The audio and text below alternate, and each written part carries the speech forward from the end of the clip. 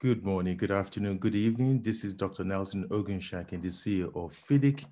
You're welcome to the FIDIC webinar today, which is really to give you an update on what our committees are doing, business practice. You would have actually had the opportunity in the past, to listen to some of our committees, and today I'm really delighted that we're able to bring another session to you and to update you on what our committees have been doing. You would have probably been following FIDIC webinars in the past. I think it's fair to say we've conducted over 26 webinars now since the COVID started, with over 20,000 people register and possibly 15,000 people attended. We've had over 150 countries participating, and 19,000 has followed us up on YouTube, which I think is incredible to what can be achieved as a result of the COVID-19. You may be wondering what are the key messages that's come out of the COVID-19 webinar over the months. I think, some of the key messages I would like to share that with you. One is that there is a new normal and a new working practices. And some of the issues we'll be discussing today is what are the challenges associated with that. There is the issue about communication, which is absolutely important, both internal and external. That COVID-19 will impact our infrastructure investment close between 1 to 2 trillion. And there is a change, or there will be some real changes coming through on the issue of our investment in infrastructure. What is likely to happen? How is that going to affect investment? All these things are key issues. Staff are keen to know about the well-being, and we need to be sure that well-being of staff is very critical. Again, some of the feedback from today's webinar, we touch on that. We do know that the infrastructure in the short term will be even be more, slightly challenging, and the risks associated with pandemic will be something more visible to us. That we're also being actually fully aware that contracts and delay will be something of a new topic, and we need to find a way to deal with them. More important, collaboration and working together as an industry is absolutely important how we move forward. And it is obvious that, it doesn't matter how small or large your company is, we are all impacted by the COVID-19. And what we find that is this year we are doing 3-in-1, program. One, we are looking at our committee. This is very important to bring what our committees are doing very close to reality. We know that we don't have the opportunity to meet as we always meet. So we're using this as an opportunity to bring all our committees webinars across. So today we are focusing on business practice. Next one is going to be June 15. We're also doing what we call, the state of the world, where we look at big issues and we try to address that. The next issue will be on the 22nd of July. And we're also looking at some of the issues which are still topical on COVID. And to that end, we still have the responsibility as an industry to act in the best way we can to make sure our industry is sustainable. And it really leads me to go through my usual stuff, which is really at this point to introduce our president, who is being consistently supportive of what FIDIC is doing ever since we started, the webinar COVID program. So it's my pleasure to introduce you to Bill and to share a few words with us on today's topic. Bill, the floor is yours. Thank you.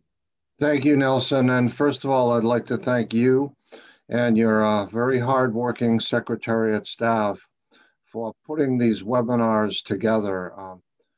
It would be a challenge under any circumstances to produce the number of webinars that you and your staff have been producing, but in the era of a pandemic, it makes that challenge absolutely enormous. And you deserve, and your staff deserves, a lot of credit for putting these webinars together.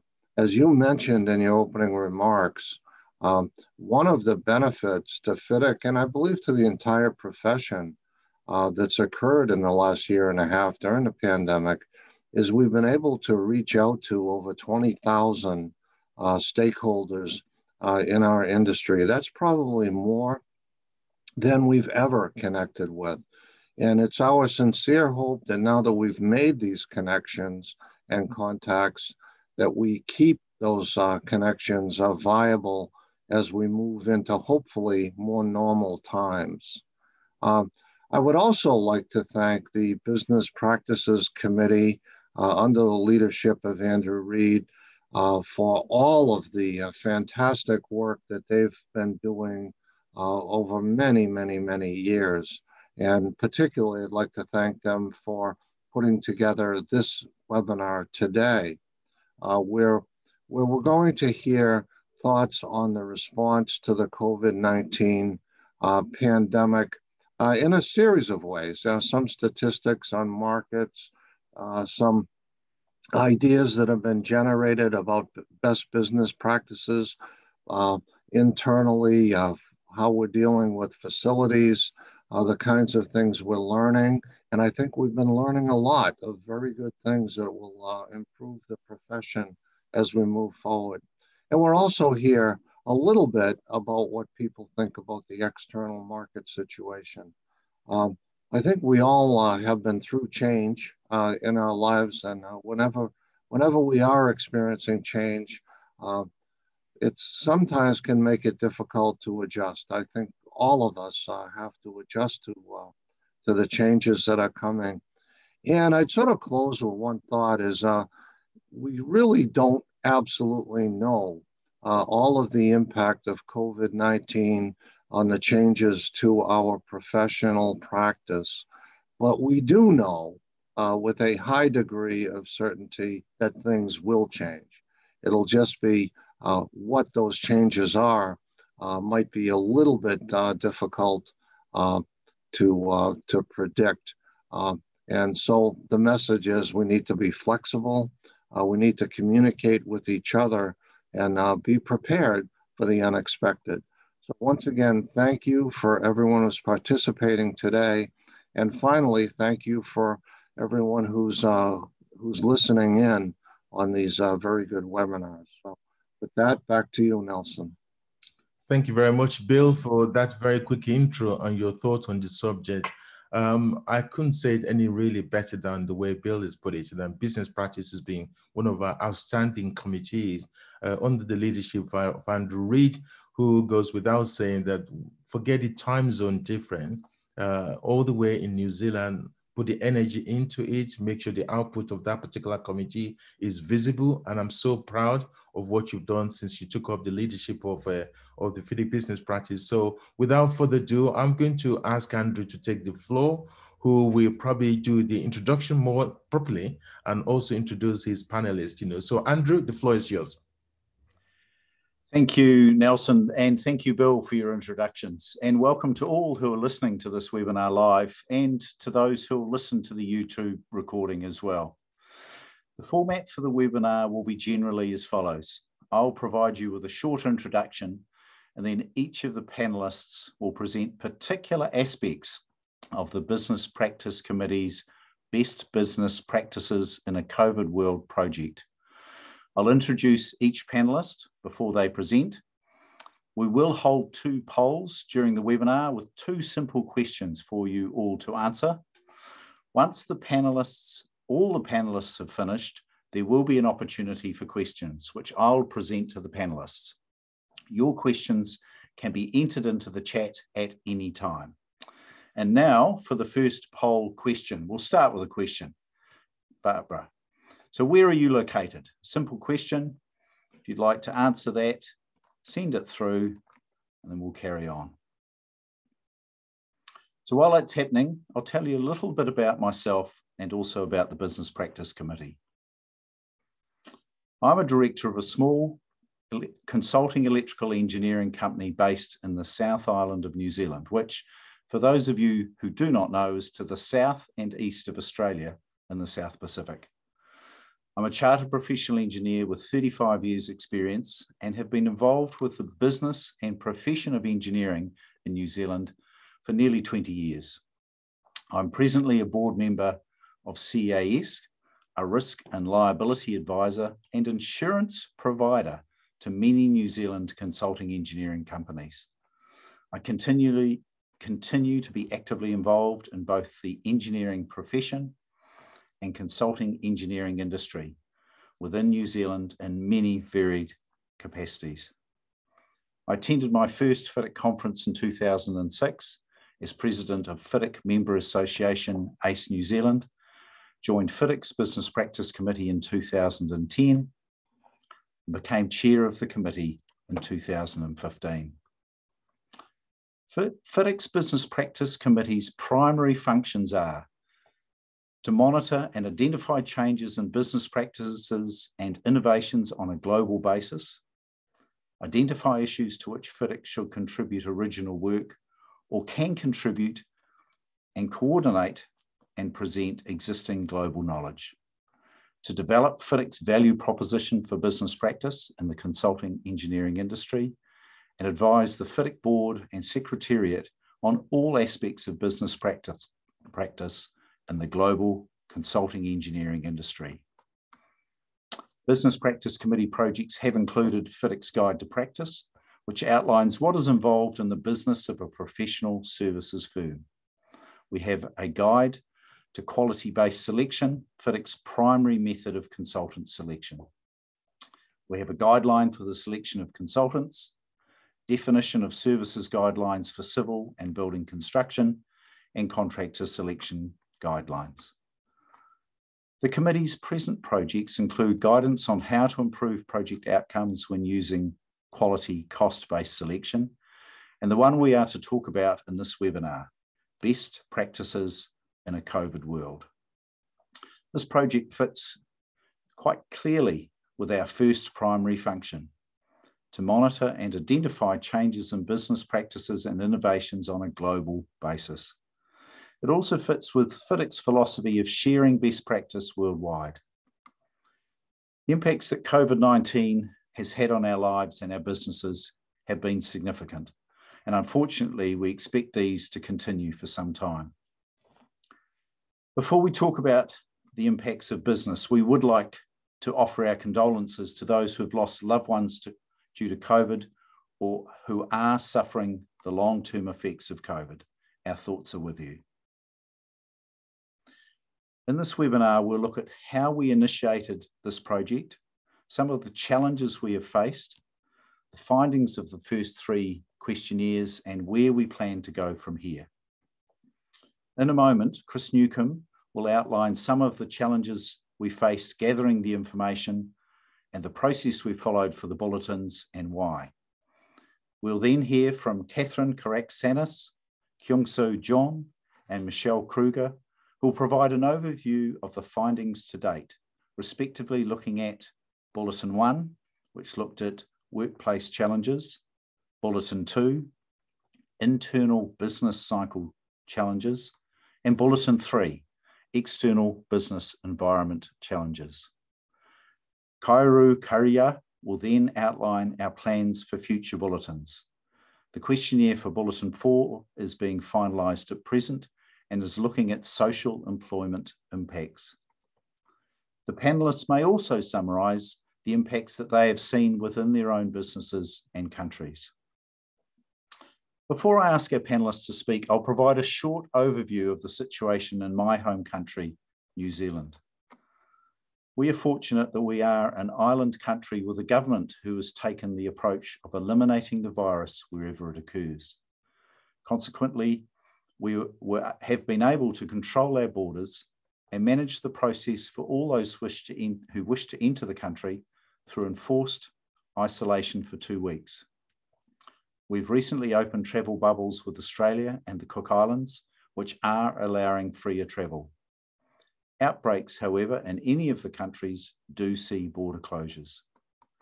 Our numbers of COVID deaths and cases have been low, and we continue to battle to eliminate the virus.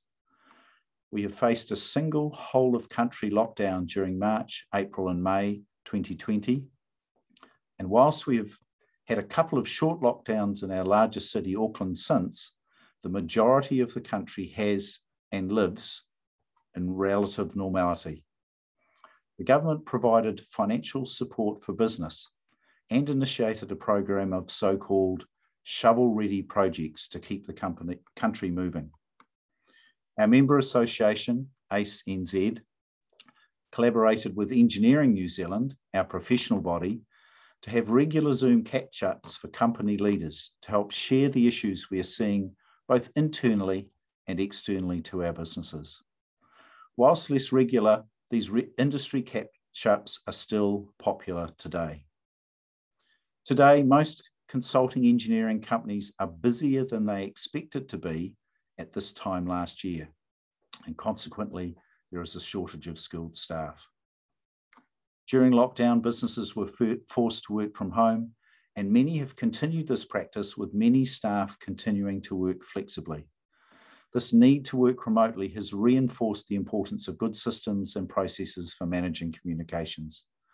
There has also been an increase in computer-based design and documentation practices, with a significant reduction in the amount of paper being produced during construction projects. Challenges have been to maintain engagement with staff and clients whilst providing safe working environments for personnel. Many of the issues presented in the bulletins that follow are part of what we are seeing in New Zealand. I would now like to introduce our first panellist, Chris Newcomb.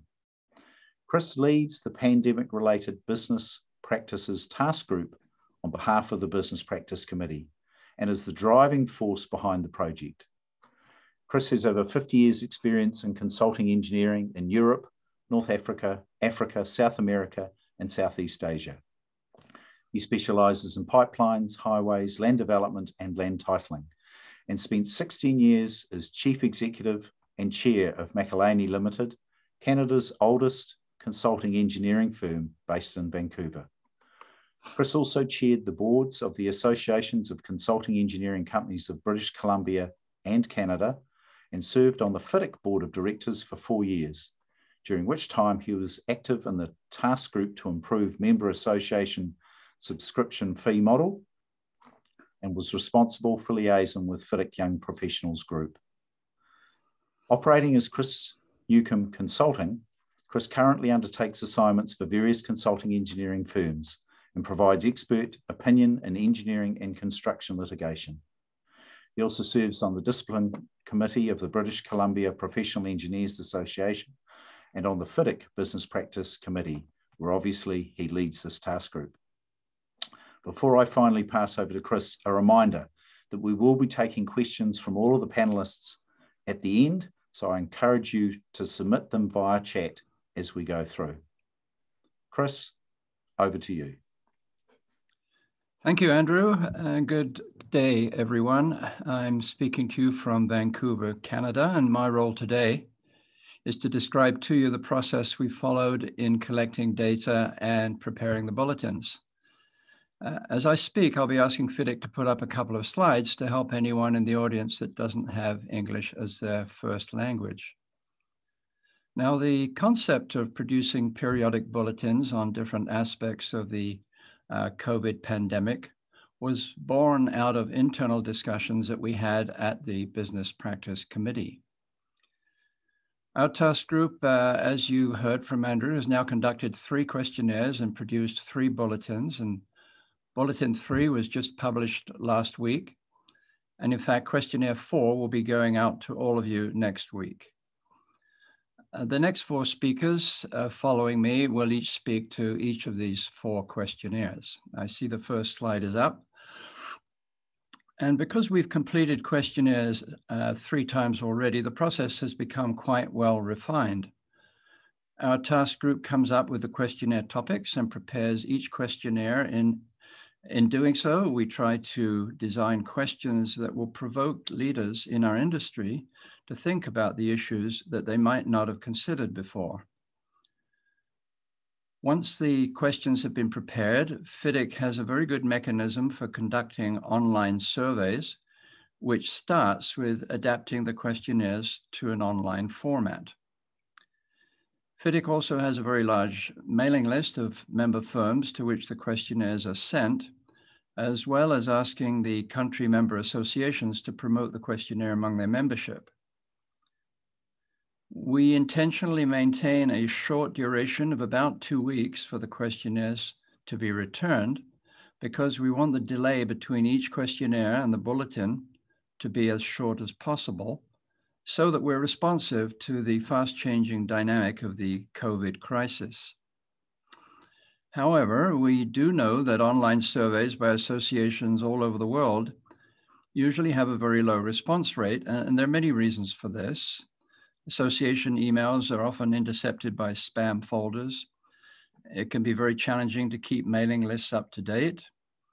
Many recipients of our questionnaires are busy people, and they might not always open an email from FIDIC. Many people have good intentions to respond, but become too busy. And the questionnaires are written in English, which of course is not everyone's first language.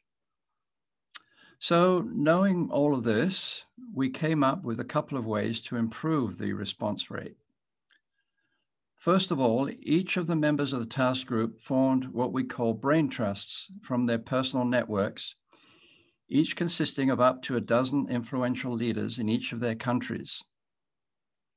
Each time a questionnaire is circulated, we use our personal relationships to encourage these brain trusts to respond. And this has resulted in excellent response rates from Japan, South Korea, Turkey, New Zealand, and Canada. The only problem is that now each of us has a lot of favors to return. The second thing we did to encourage responses was to assure the questionnaire respondents that we are not looking for accurate statistics, because these involve too much time and effort to obtain. And besides, these statistics are changing all the time. Instead, we asked for people to give us their best guesses based on their knowledge of their own businesses. But equally important to us was to invite anecdotal responses to questions, little stories with examples of what companies are doing. In general, it was remarkable to note how companies all over the world had adopted similar practices. But these little stories revealed some interesting ideas being implemented around the world, and also, I thought, made the bulletins more interesting to read, even though we know that they're not statistically accurate, nor are they geographically balanced. Second slide, please. So, as a result of these efforts, we received over 50 responses to each questionnaire, which might not seem like a lot to some of you, but I can assure you that it's relatively good. And over the course of the 3 questionnaires, we have heard from consulting engineers in over 50 different countries. And to our surprise, the number of responses to each questionnaire has actually been slowly increasing, in spite of warnings from the FIDIC Secretariat that questionnaire fatigue will eventually set in and diminish the number of responses.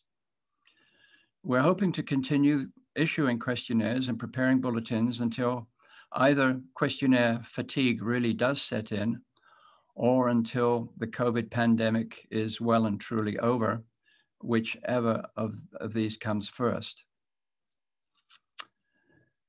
Before I finish, I'd like to take this opportunity to thank everyone in our audience that has responded to our questionnaires, because you're the ones that have made this project a success. And by continuing to respond to future questionnaires, we're hoping that you'll continue to benefit in at least 2 ways. First, we hope that the nature of our questions will prompt some of you to think more deeply about how your firm is responding to COVID. And second, the resulting bulletins will help you to compare your own experiences with the experiences of others in our industry all over the world, and perhaps help you to come up with even better solutions for all of us. Thank you all very much for your attention. Andrew. Thank you, Chris. And again, a reminder to all, the opportunity to submit questions exists throughout this webinar. So Chris has outlined the process we've been through to establish this task force and start gathering information. And as he has shown, there appears to be a growing success and interest in the bulletins that we are producing. So now I'd like to introduce our second panelist, Catherine Karakatsanis, who will present the findings of our first questionnaire, workplace challenges and best practices. Catherine may also share her personal experiences of business practice during COVID. Catherine is a practicing engineer and is the Chief Operating Officer and board member of Morrison Hershfeld, an employee-owned multidisciplinary consulting engineering and management firm with 24 offices across Canada, the US, and 1 in India. She oversees over 900 professionals that provide services in the areas of infrastructure, buildings, mission-critical facilities, telecom, transportation, and environmental. Catherine has consistently been recognised with numerous medals and awards for her contributions to the profession and the community, including having received the highest engineering distinctions, being the Gold Medal from Engineers Canada and the Gold Medal from Professional Engineers Ontario. She was inducted into the Canadian Academy of Engineering as a Fellow and was inducted into Canada's Top 100 Most Powerful Women Hall of Fame for having received that recognition in 4 of the categories in which it is bestowed. Catherine is currently a board member of FIDIC and the Canadian Academy of Engineering. In the past, she chaired the boards of Engineers Canada, Professional Engineers Ontario, Ontario Society of Professional Engineers, and was Vice Chair of Engineers Without Borders Canada. She has also served on boards for Hydro One and Western University, among others. Catherine has a bachelor's and master's degree of engineering science at Western University. Catherine, welcome, and over to you. Thank you, Andrew. It's a pleasure to be here today, and I'm joining you from Toronto, Canada. I'm really pleased to provide an overview of Bulletin Number 1. As a board member, I'm very proud of the important work carried out by the Business Practice Committee, and I congratulate the committee chair, Andrew, the committee members, and FIDIC staff for their excellent contributions. They've done an exceptional job preparing questions, reaching out to firms, compiling the important results into bulletins. The first bulletin that I'm going to speak of focused on the new challenges facing consulting engineering firms with respect to their staff and the physical workplace in this pandemic. This clearly is important as we look forward to the post-pandemic workplace. What is it going to look like? How is it going to work? The bulletins help us to consider what will be necessary to make the post-COVID workplace a success. Despite the pandemic, as an industry in many parts of the world, we have continued to survive and in some cases to thrive, as we can see from the results presented in the bulletins.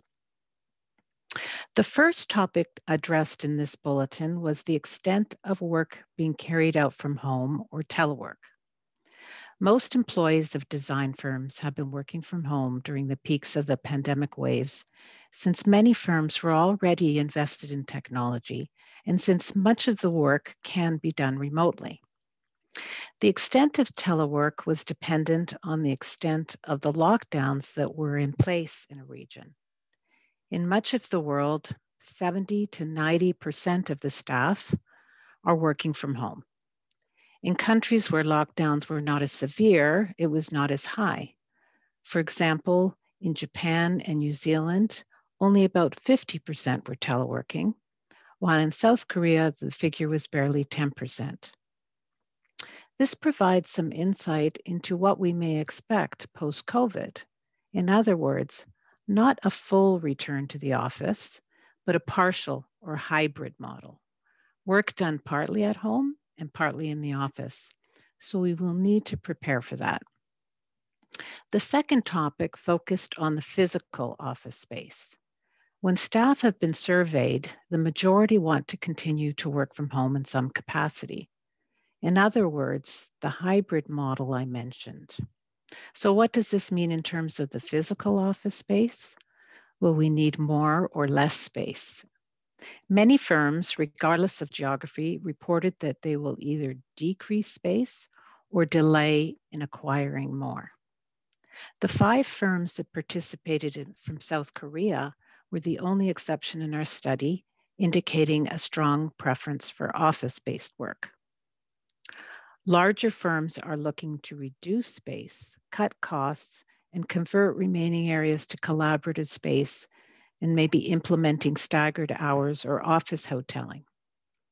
Smaller firms are not looking to reduce space and consider it important to work in the office for much of the time. Most firms, however, do foresee a hybrid model where many staff will be given the opportunity to work from home for part of the time, but preserving a minimum core presence in the office. So all of us will have to determine how much office space will we need? How much of it will be focused for staff work? How much space will be needed for collaboration? And how much space for socializing?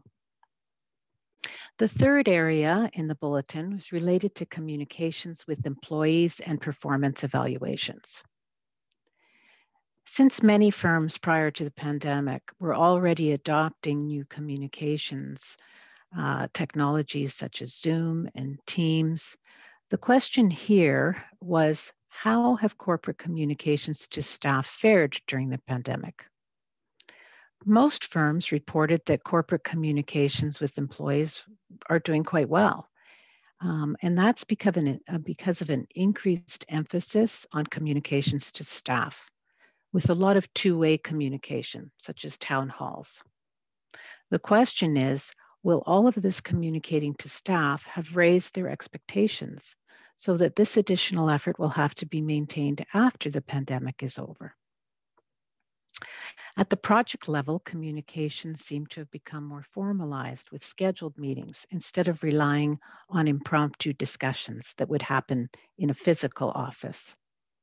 This has led to the concern that the quality of peer-to-peer relationships may be compromised.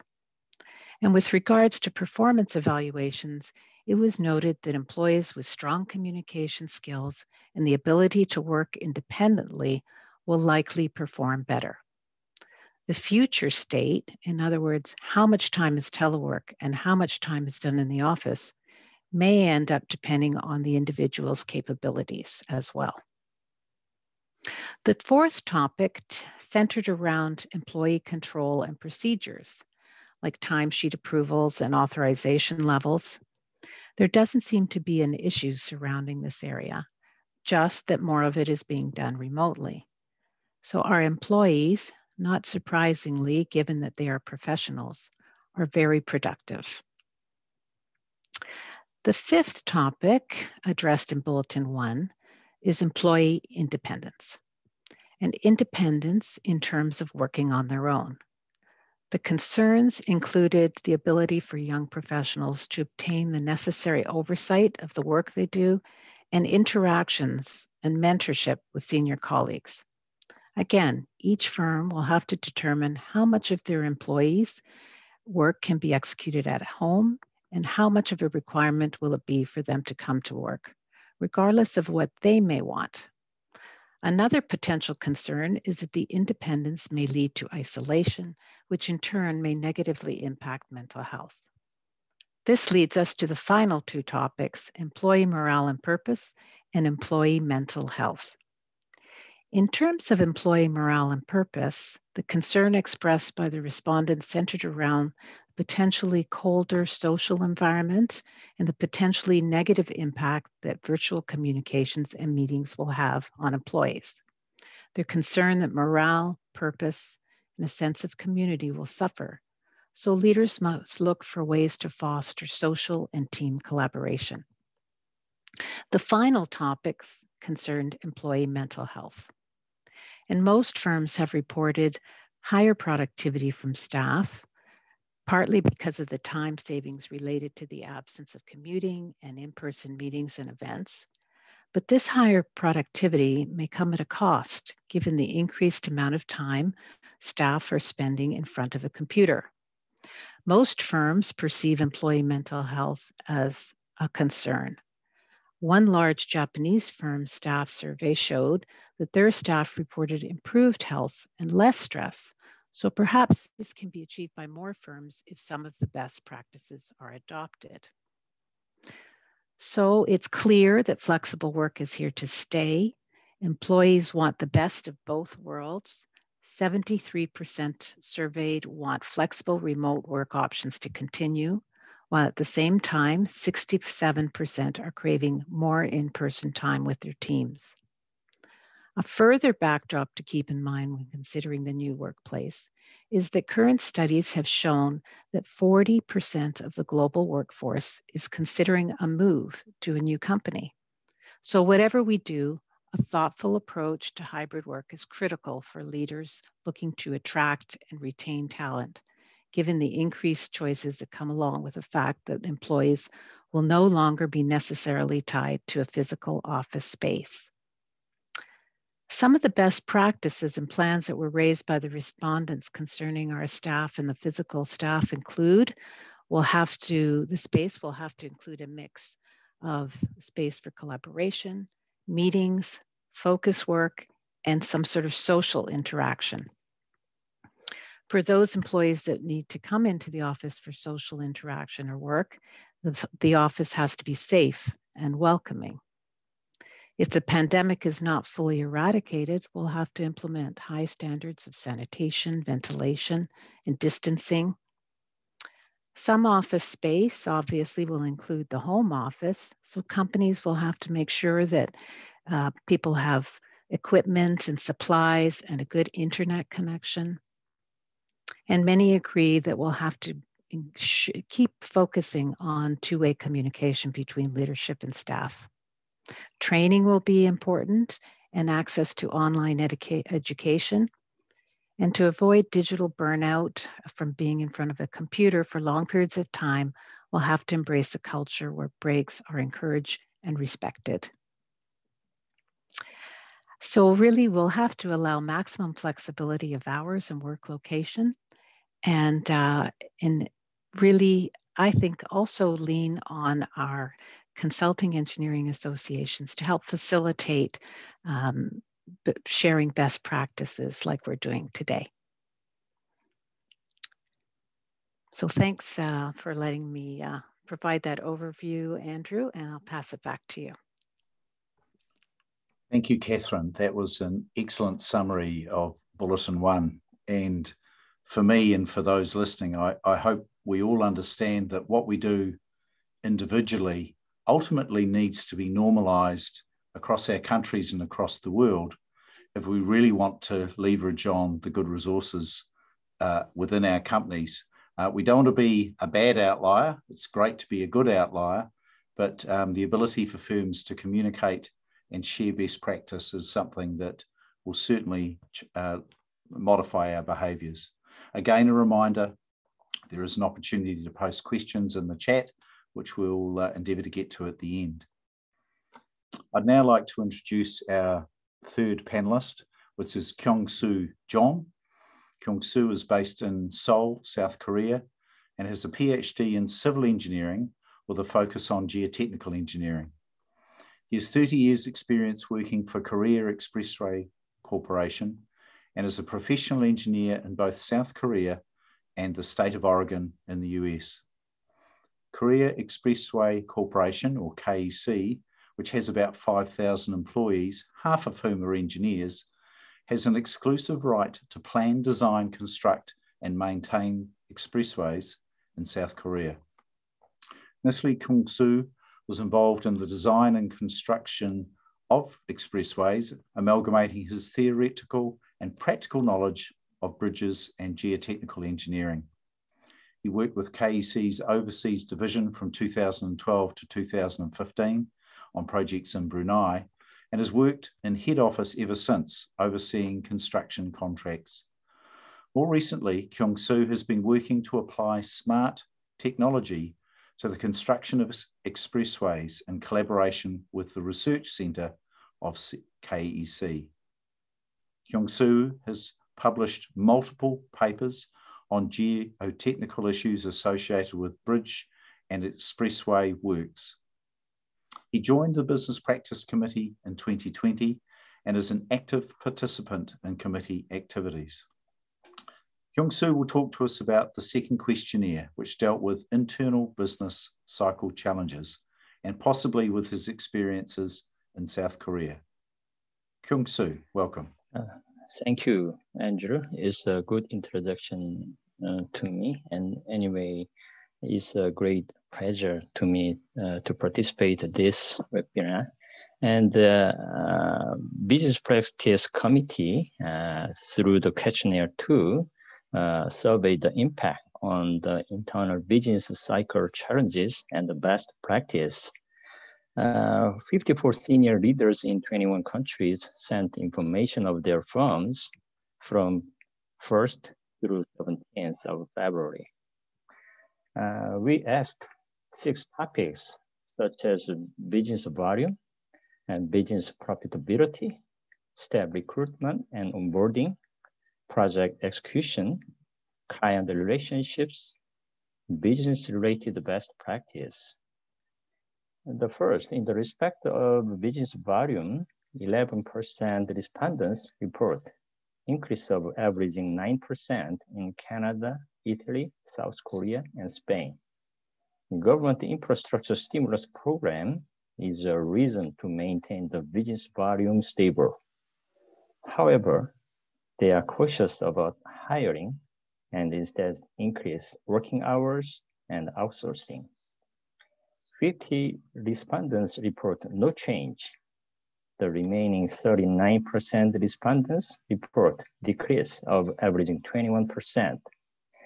Private sector's decrease is dominant, and their measure is reducing working hours, temporary and permanent layoff, and early retirement.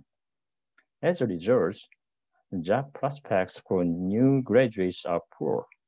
If this situation continues, we can expect the lack of 5 to 10 years experienced engineers. In the respect of business profitability, 22% respondents report improvement of averaging 12%. 35 respondents report no change, and 43% respondents report a decrease of averaging 34%. This shows the similar trend with the business volume, and reducing overhead and fixed expenses is more difficult than increasing the business volume. The third, about the staff recruitment and onboarding. International recruitment has declined seriously, but domestic recruitment continues and more candidates are available. Many firms report the COVID pandemic is not affecting their ability to recruit, but others found it challenging to properly assess candidate abilities through remote interviews. The process to recruit is first remote interviews and then face-to-face interviews with the shortlisted candidates. The summer student internship programs has been reduced or canceled. Therefore, the pipeline for hiring and assessing and incubating new employee has been interrupted. Onboarding of new staff requires more effort in incorporating new staff into project teams and assessing the skill levels. In terms of project execution, we checked 4 aspects, such as data compilation, meetings and brainstorming, document preparation, and quality control. About data compilation, 20% firms report that data compilation is hampered due to the dependence on others to provide the data digitally. 13% firms report an improvement, noting that the government clients are highly motivated to provide data. 59% firms report that there is no clear change due to the digitalization before COVID pandemic.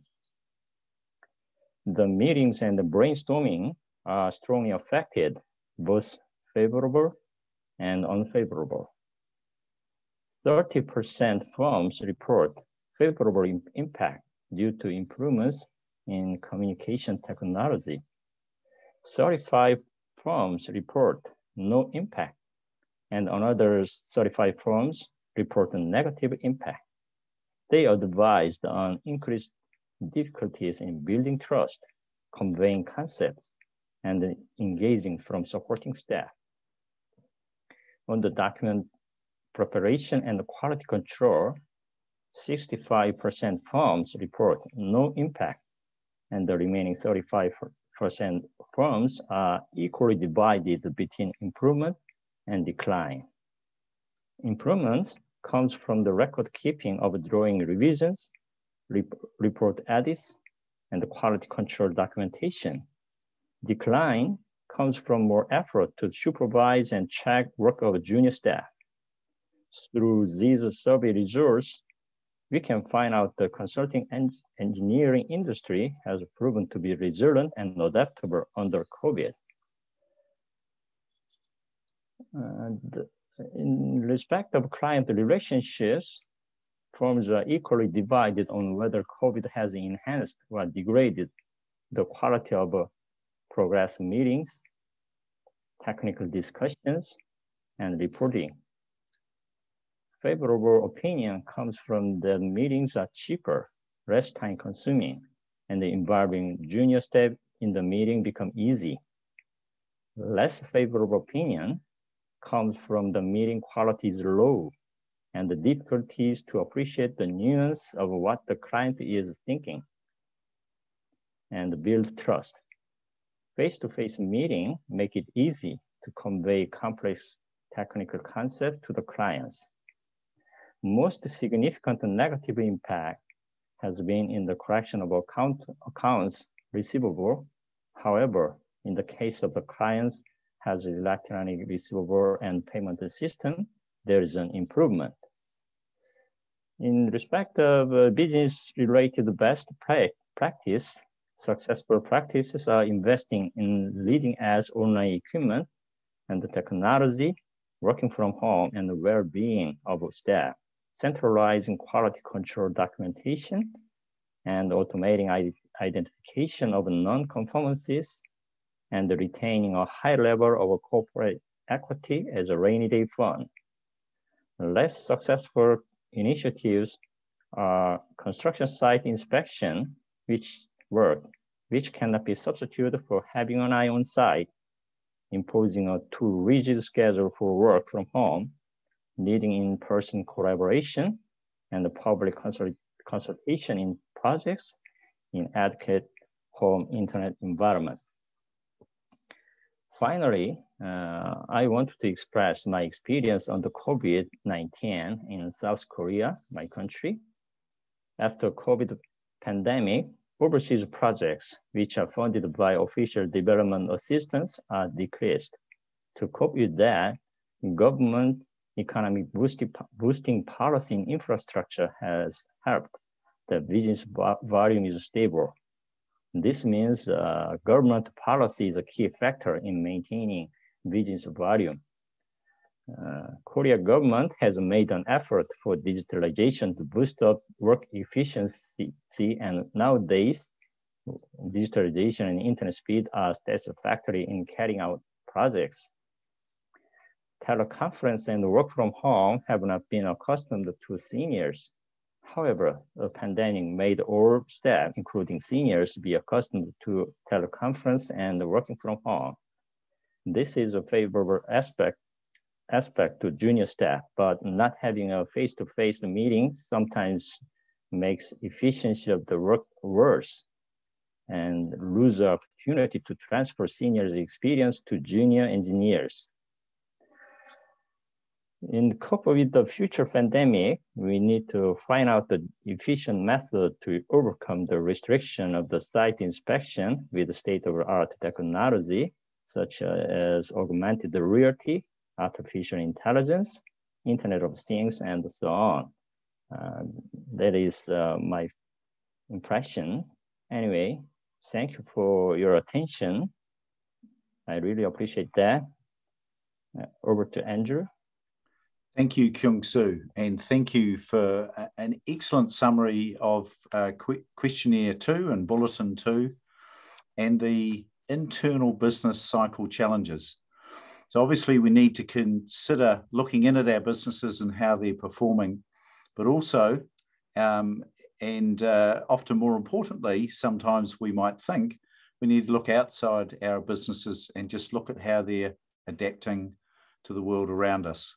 And that's where our fourth panelist comes in. Our fourth panelist is Dr. Michelle Kruger. Michelle completed her bachelor's, master's, and doctor's degrees in civil engineering at the University of Johannesburg in South Africa. She is a professionally registered engineer with the Engineering Council of South Africa, ECSA, where she also previously served as Deputy Chair of the ECSA's Communication and Information Committee. Michelle specialises in water and wastewater treatment. She was previously an executive at CSV Water, where she was in charge of various water and wastewater treatment projects. She is currently appointed as advisor to Honourable Minister Lindiwe Sisulu, Minister of Human Settlements, Water and Sanitation. She is also Discipline Lead Water Services Advisory at MPA Mott, South Africa. Michelle has been part of FIDIC committee since 2007 and currently chairs the FIDIC Diversity and Inclusion Committee. She is also currently on the FIDIC Credentialing Limited Certification Board and a mentor for the FIDIC Future Leaders Management Program that develops the top young engineers from around the world.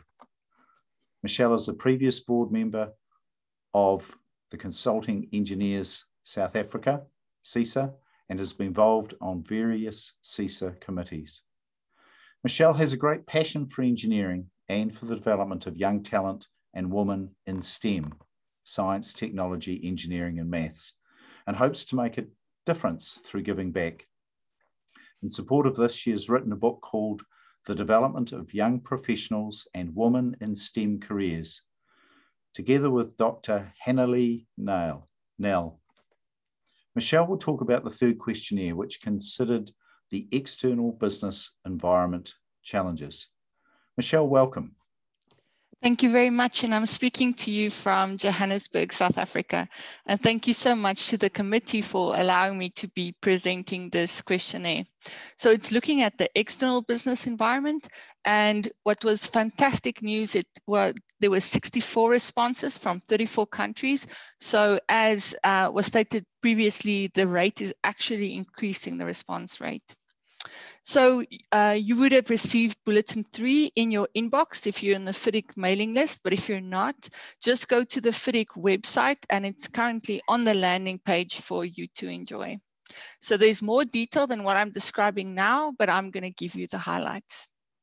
So looking at the markets, overall, the consensus was that the markets have shrunk in all client sectors, most notably in the private sector and the construction sector, but to a lesser degree in the government sector. Looking at transportation, 42% of the respondees observed a decrease and only 16% an increase, with the remainder observing no change. Among the subsectors, obviously airports suffered greatly, so that was to be expected. Looking under the building sector, also overall decline noted by 40% of the respondents, with only 15% reporting an increase. The subsector with the greatest number observing a decline, obviously to be expected, 63% decline, was the commercial buildings. So that's something to keep our minds on. Whereas the least affected markets were high density residential buildings and institutional buildings. So coming to my sector, the water sector, it fared much better than the other sectors, where the respondents indicated that they had about the same amount of increase and decrease, which was about 20% in the sector. Most notably, the work that I do, water and wastewater treatment, was the least affected. However, I must indicate in South Africa that was not the case, but I'm happy for my peers to have had this benefit. Only 30% of respondents reported a decline in energy production markets, whereas 21% reported an increase. That is incredible, 21%. Most notably, 45% of the respondents perceived an increase in the sustainable energy market. So that is wind, solar, hydroelectric, geothermal, where only 13% noted a decrease. And for me, this is fantastic news. Our sector is definitely going to be moving towards the sustainability of the sector in what we're trying to do for the earth, of course. So looking into procurement, obviously affects us greatly. There was actually no change, little change, but most disappointingly, there was an increase in price-based selection with a corresponding decrease in quality-based selection. So sorry, Andrew, I know you're working very hard on this aspect, but we will fight with you. Looking at marketing, less than half of the surveyed respondents are changing or planning to change their marketing emphasis. Several firms mentioned that they're increasing interest and focus on social responsibility, sustainability, climate change adaptation, and renewable energy. And again, wonderful for our Earth that our sector is moving into that direction. Some firms mentioned decreasing their marketing emphasis in the oil and gas sector, so that corresponds. But then also corresponding to the previous data, moving away from commercial buildings as well. We asked the firms about their approach to marketing, and more than half responded that they will be changing their approach to marketing. Many firms reported that they will continue to evolve their websites, so that was quite interesting. And some mentioned that they will enable sales of standard design solutions, which is actually also very interesting. What I'm very excited about as chair of the Diversity and Inclusion Committee is they're also going to be showcasing their diversity, inclusivity, and social conscience. So thank you very much for that. Everybody around the world will really appreciate that. And they'll improve the connectivity between website and social media. So that's also quite an interesting move. Then looking at online business development and presentations, so meeting with your clients, the overall response was the replacement of face-to-face meetings will continue, although the extent of this is a bit unpredictable. Then obviously very applicable to FIDIC. Most firms anticipate less conference participation than before, saving time and money. However, it's hard to predict the extent to which this will occur because social networking and development of business relationships are extremely important in conference participation. Some of the things that also affect even my colleagues on the panel is, of course, where time zones play havoc with your participation with remote, online, and engagement. So that's the end of my bit for this note. However, my experiences from South Africa, there was a definite decrease in available fiscus with money being channeled to COVID-19 projects. Just as Andrew had said, also the government trying to support companies to get through COVID. And locally, we've had a huge challenge regarding vaccines. So there's a massive decline of infrastructure grants towards what we're trying to do, and that's impacting the consultants. Very interesting as well is it's impacted the financial modeling of PPPs and concessions, not just due to less people using transport, but also less people being able to pay, for example, water and wastewater tariffs. So imagine trying to do modeling a bit blind. Okay. What was interesting for me personally, I saw that it's much easier to meet clients. So South Africa is quite large, so you would fly very far and sometimes you would get there and then the meetings would be cancelled, whereas now I would invite certain people and then more than what I asked for would join the meetings. I think that's very, very interesting and very positive towards the sector. Initially, we had planned after the first lockdown in South Africa for everybody to go back to the office, but then we experienced the second wave. Then after the second wave, we didn't really have that much of a push to go back to the office. Now that the third wave in South Africa has started, there's a huge resistance to go back to the office. And speaking to what previously was discussed, at the end of the day, I think there's going to be a huge hybrid model with a high number of people preferring to stay at home. As discussed as well, we have better communication because it's such a big country, but however, there is fatigue for back-to-back meetings. Thank you very much for this opportunity again from the committee. I really appreciate that. Thank you very much, Michelle, and thank you in particular for sharing what you're seeing in South Africa and the impact that that's having, particularly the multiple lockdowns that are being faced, which are certainly affecting the business environment. We're getting some good questions coming through. I'd like now to introduce Kairu. We're on track with our time based on the format that we've got. Our fifth and final panelist is Kairu Kariya, President of Tokyo Engineering Consultants. Kairu is a professional engineer in wastewater engineering with more than 40 years experience in planning, design, management, and administration of sewer networks. Kairu has worked for TEC for more than 40 years since graduation from the Urban Engineering Department of Tokyo University, and has been managing president since 2017. Kairu has been involved in the planning and design of sewage and drainage systems throughout Japan. He's also been involved in international projects in Singapore, Baghdad, and Yangon. Kairu's first involvement with FIDIC was at the 2006 conference in Budapest, Hungary. He's continued his attendance at conferences up until this present day. Kairu joined the FIDIC Sustainability Development Committee in 2007 before moving to the Business Practice Committee in 2010, where he has been an active contributor ever since. Kairu will talk about our future questionnaires and some of his experiences. Kairu. Thank you, Andrew. Hello, everyone. It is my great pleasure to be a part of this webinar. I will talk about the outline of future Britons and the situation and impacts of COVID-19 pandemic in Japan and my company, Tokyo Engineering Consultants.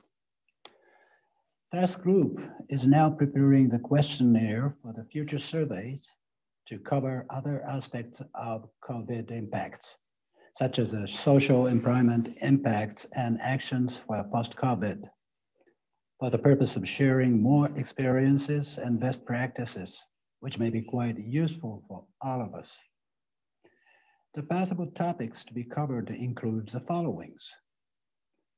Sub-consultant relationships will be a possible topic. Did you change your percentage of your company's work to sub-consultants after COVID? How can you have a meeting with sub-consultant under this pandemic situation? Do you have any inconvenience in doing this by online meeting system? Did you make any wording change in the contract with your sub-consultants? Did you consider a sort of financial assistance to relatively small sub-consultants, and did you do that? From this kind of viewpoints, questionnaire will be prepared. Gender and caregiver impacts of COVID will also be surveyed. The main idea of this topic is how COVID is affecting your female employees compared with males and caregivers. Impacts concerning working style for both genders and caregiver, such as work from home, flexible working hours, and so forth. The difference of the magnitude of this kind of impacts on employees' gender may be worth being surveyed. Impacts by working from home on young professionals are another topic. Impacts are serious for both YPs themselves and companies. Impacts on YPs in terms of their work execution, their own capacity building, career development, and impacts on companies such as how to educate and train them are considered quite serious. YP's impact of COVID-19 in this regard and best practices will be surveyed. New opportunities arising from COVID will be another topic. Change of the business target and accompanied change of the company's organization, shift of the target talent to be recruited, and various attempts to handle these may be surveyed. Preferred technologies which are required for working from home caused by COVID and is now being ordinarily used may be a good topic to be dealt with in a project. These technologies are effective and promising utilization in a post-COVID future will be surveyed. Best practices of the effective use of these technologies and the possible advisable functions to be delivered may be summarized. These technologies may include online TV meeting system, online human resource management system, and cloud technologies, to name a few. You may have other topics in mind for which information such as current situation and related best practices is considered valuable, or simply you would like to know. Your suggestion about COVID-related topics which you would like us to deal with are more than welcome. If any, please do not hesitate to let us know. By the way, the next questionnaire 4 will probably go to membership in early June, and Bulletin 4 will launch in July. Your continuous cooperation is highly appreciated. Then I will talk a little bit about the situation and impacts of COVID pandemic in Japan and my company. Serious impacts due to COVID-19 have been continuing here in Japan since March last year. We do not have a law enabling the government to enforce the lockdown of cities. Therefore, the national government has been taking a measure to declare emergency to prefectures with severe infection status, based on their request of declaration, and to ask citizens and companies therein to stay home, to work from home, or to shut down offices. In metropolitan Tokyo, where my company is located, emergency declaration has been issued 3 times so far: April to May last year, January to March, and April up to now this year.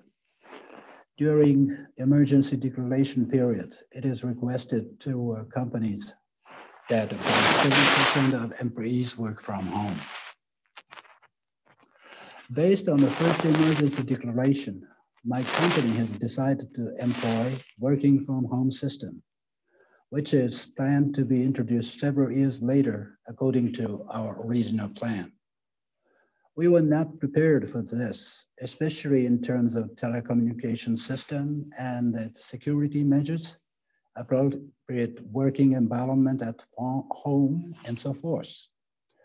We decided to make internal rules for this working style of working from home at the same time. Moreover, we decided to modify already introduced flexible working hours system with 10 a.m. to 4 p.m. at core working hours for employees who cannot work from home, can avoid commuter rush. Since the first emergency declaration, we accelerated the development of inner routes for working from home system. We also made substantial effort to improve telecommunication and working environment at employees' home by providing subsidies, and introduced a virtual private network system for security purpose, and Microsoft Teams for communication among employees as well as with clients. For the time being, we have not experienced so serious damages in doing our domestic business. However, decrease of work volume in near future is concerned since the governments, our main client, have spent enormous financial resources for this pandemic. That's all. Thank you very much. Back to you, Andrew.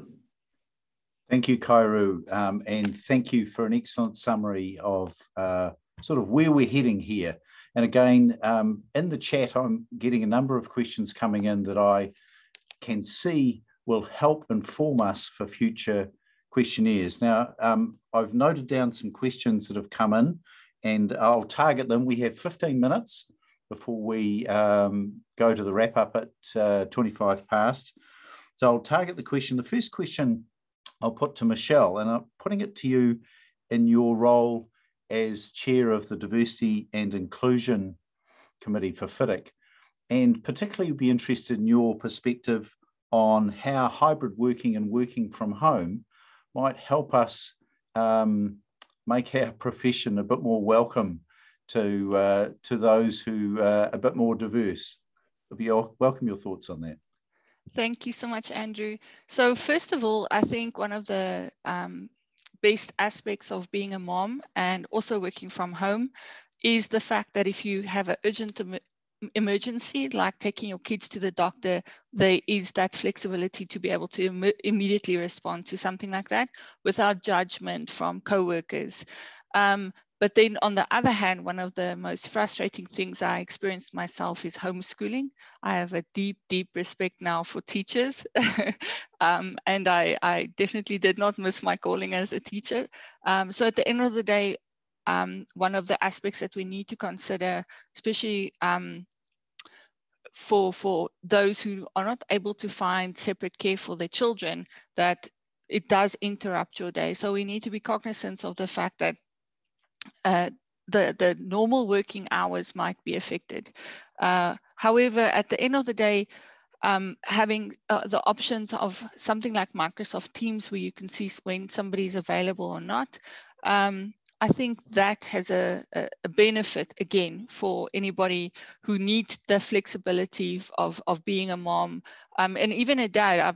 In my case, I've had my husband rush with the kids to doctor as well. So when we talk about diversity, it's also being able to handle aspects of the family life. So hopefully I've given some insight into that.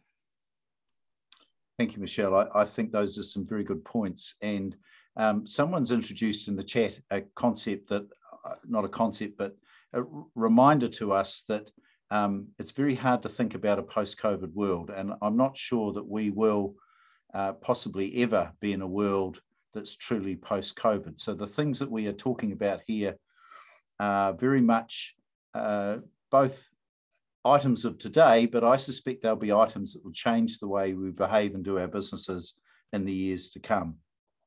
I have a question for Chris, and this is leading on from one that's come in, but it's one that's been teasing out for me. You've been involved in putting all these questionnaires together and extracting information from us and others.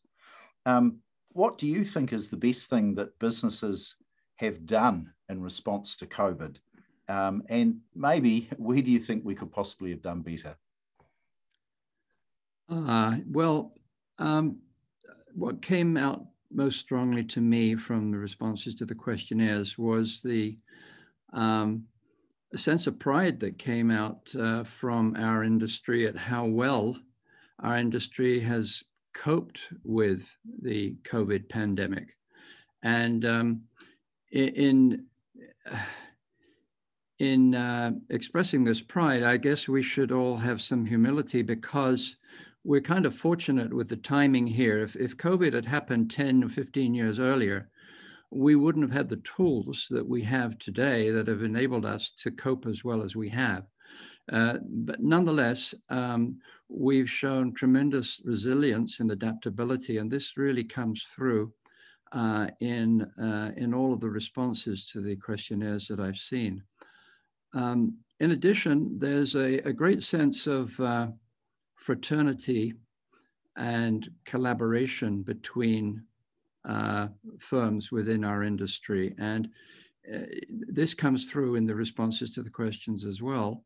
I know from my personal experience here in Canada that the leaders of many of our firms working through our associations in many cases are collaborating and sharing ideas and developing joint strategies to help cope with COVID. So I think that's another great thing that has come out of this. I think your question included what could we have done better? What comes to mind there is perhaps not a direct answer to your question, but the fact is that in our responses to our questionnaires, we've heard from a very diverse audience all over the world. I mentioned over 50 countries have responded, but remarkably few from the major countries. The USA in particular, I think there's a great void of responses there. And one would think that there'd be tremendous source of information and creativity that would come from that group, but also the UK, Australia, and the European Union. If you saw a map of where we're getting responses from all over the world, those areas are seriously lacking. So if I could do anything today is encourage members of our audience in those countries to please look out for questionnaire 4 and join in, because we need your ideas. Thank you, Chris. And I think you made a very good point about the timeliness of COVID in terms of use of technology, although some might argue that the construction sector has been a poor uptaker of technology over time, and maybe this has jumped us ahead 10 years of where we should be. So we're now only 20 years behind the rest of the world in terms of technology. And I'll jump this next question to Catherine, and no reflection in terms of technology, but you're on the FIDIC board. You've seen the board adapt and do what I believe is some amazing things in this since COVID hit. What do you think COVID has changed the way that FIDIC engages with member associations and consulting firms? And what's worked well from your perspective as a board member? Certainly, Andrew. Well, our president, Bill, and the CEO, Nelson, alluded to the fact in their opening remarks about how we've really been able to engage and interact with a lot more of our members. And the reason for that is all the online communication versus relying more on in-person events. So definitely FIDIC has, I think, embraced an online presence, really increased communications. Our CEO has monthly newsletters, and there are many webinars. The committees have really stepped up and, like this one today, provided excellent content for webinars. So we've reached out to more than 20,000 people with these webinars. So I think that what will remain is probably a mixture, just like the hybrid office, of online communication and some in-person, because in-person, I think, networking and communication is very valuable. As a board member, I've yet to meet the other board members in person, so I've spent a lot of time online with them, which is actually has worked out very well, but I do look forward to meeting everyone in person. I think that FIDIC really has responded well to the pandemic in terms of its engagement with our members. Thank you, Catherine. And it's good to hear that, and good to hear that from a board member who, again, has unfortunately not had the opportunity to meet in person. The next question I have is one that's come through, and it again relates to what we're doing today and how we might do it in the future. And Kyung-Soo, I'm going to put this one to you. From what you've seen and heard, do you think that working from home, particularly in South Korea, will continue after the pandemic, assuming that there is an after the pandemic? Do we think this is something that is now part of our normal business practice? Kyung-Soo. Yes, so before the pandemic, we haven't experienced working from home. We always get together at the office, and through the discussion, we work through everything. However, after the pandemic, working from home is very common in everywhere. So every consulting firms have that types of working style. However, most engineers, even though young engineers, prefer working at home. Working at office. So working from home is not effective to the engineer. Through the discussion, drew the conclusion is a fast way.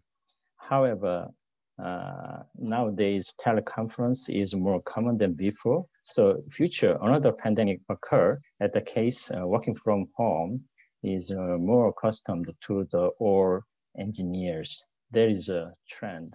So nowadays, our government and some private company try to develop the leading edge technology. So especially payment system is completely electronic, digitalization is completed. So that kind of, like this pandemic, accelerate digitalization in everywhere. Yes, that's all my opinion. Thank you, Kyung-Soo, and I think that's a very good perspective. We've got time for one, maybe two more questions. I'd like to put a question to Kairu, and this is considering all the changes that you've had in your company, or your company's been forced to make to date in response to COVID. What more do you think you might need to do, and hence other companies might need to do, to prepare your company for a post-COVID world?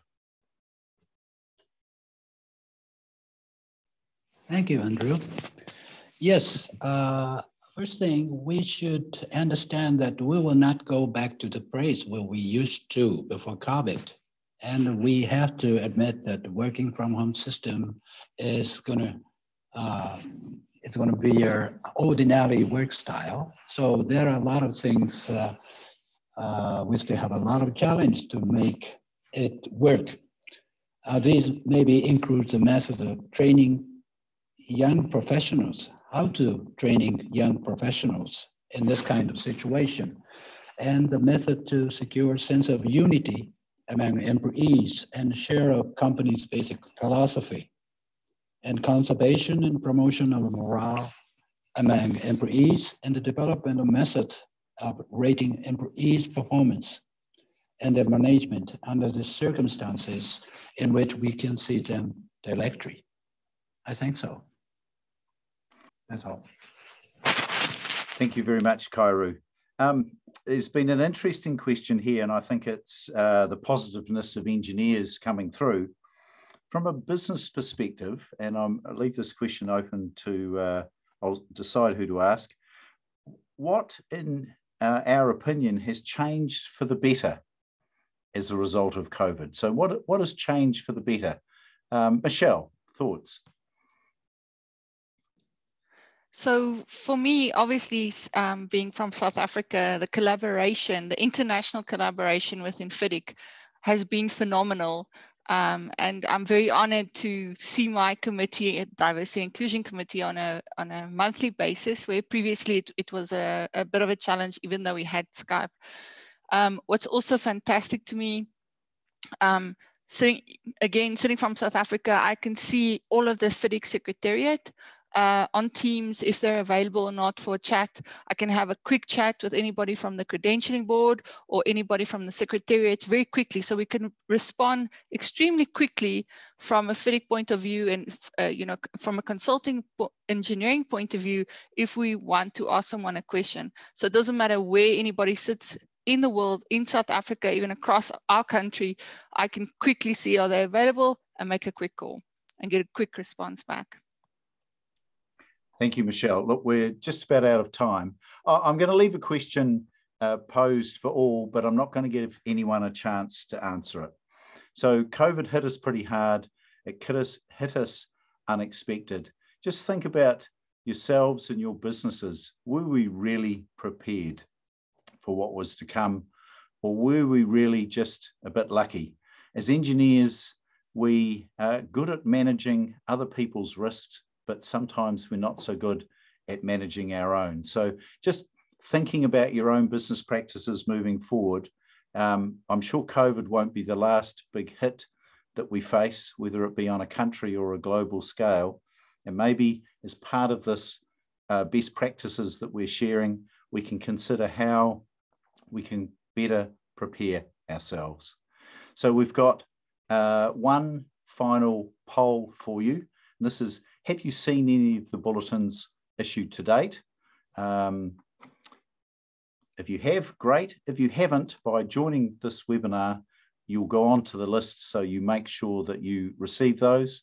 And also, before I hand back to Nelson, a reminder that at any stage, if you've got questions or issues that you would like us to survey, then please either put them in this chat or send them to the Secretariat, and we'll look to include them in future bulletins.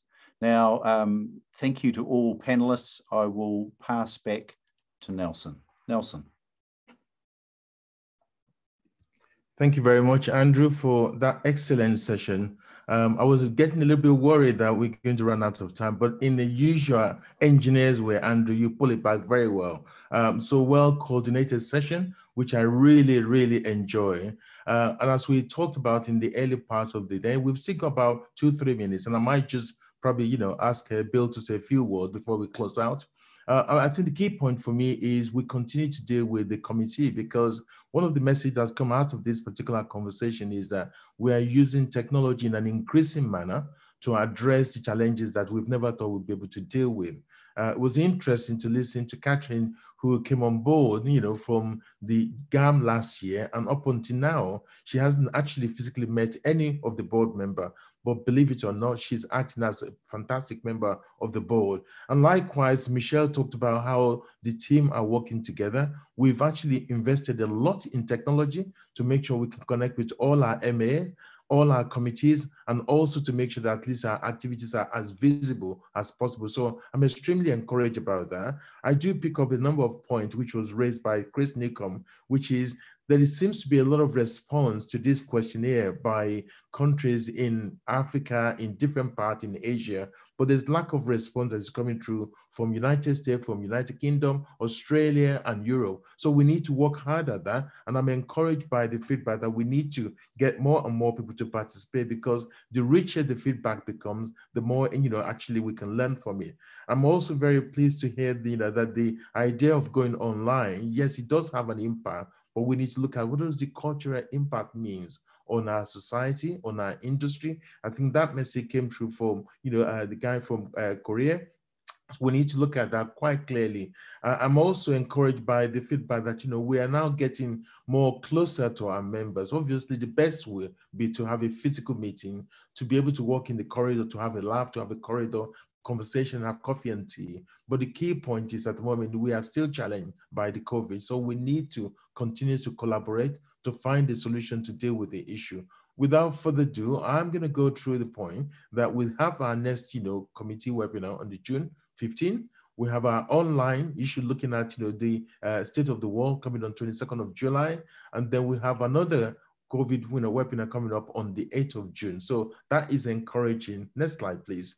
At this point in time, it's interesting that I would like to ask Bill if Bill would like to say a few words before we wrap up. Bill, do you want to do that, please? Well, thank you very much, Nelson. And thank you, panelists, for a very enlightening and excellent webinar. Lots of major points were made. I think one of the things I heard that I'd like to repeat is the concept of the hybrid working model. Nelson and I have heard that mentioned in many, many webinars on a whole variety of subjects. And while I said before, nothing is certain in this uncertain world, I think there's a very, very high probability that the hybrid model will be with us for a long time, and for very, very good reasons, from a diversity standpoint, et cetera. It's just terrific. At the same time, we also heard something today that we've heard a number of times, and that is particularly perhaps with younger people, the idea of working from home has negatively, potentially negatively affects them most from a standpoint of mentoring and that kind of thing. I think what Michelle mentioned in terms of teams, I'm not very good at IT and that kind of thing, but an interesting advantage of teams is you can quickly go in and see who's around, and maybe that can help a little bit with the substitute for just being able to walk into someone's office and have a cup of coffee and sharing some ideas. Chris mentioned the limited responses from some of our major countries, and that one of the connections I make with that is an initiative that the FIDIC board has with Nelson of trying to build a much more active C-suite network or CEO network, where we are in much more direct contact with the leaders of companies. And if we are successful in that, then maybe we'll be able to encourage more responses to these kinds of questionnaires. But certainly there probably are things the board can do to help get a return of those questionnaires a little bit better. And the final thing I'd mention is something I didn't hear a lot about today, but I'm beginning to personally get concerned about it. And we're beginning to hear about it in the United States, and that is the potential for inflation. I just was looking at a news program before this webinar started, and some of the price increases that are going on are just absolutely huge. And people who want to purchase some goods like bicycles or whatever are finding that they're just not available. I don't remember a time when that was going on, and I just wonder if that's going to have a major impact in the future. Maybe it's too early to know, but I think that's something we ought to keep our eye on. Okay. So with that, back to you, Nelson. Okay, thanks very much, Bill, for that closing point. I just goes without saying, I want to say massive thank you to Andrew, for leading this particular, business practice. Your leadership has shined through in all that is produced and actually, been published. So thank you very much. Massive thank you to Chris Newcomb as well, to Catherine, to Kunsun Young, and to Michelle and to Carrie for all the work that you've done in being part of this particular participation. So thank you very much for all your work that you're doing. We within the FIDIC Secretariat, we continue to make sure we do the best we can to promote this bulletin because the content of it is very, very valuable. Even though we haven't got 100% as much as we want, as Catherine said, it reflected other survey which confirm our industry is actually following the trend. And I just want to say thank you to everybody who's participated in particular this webinar, wherever you are. All I can say is keep safe. God bless you. Thank you very much.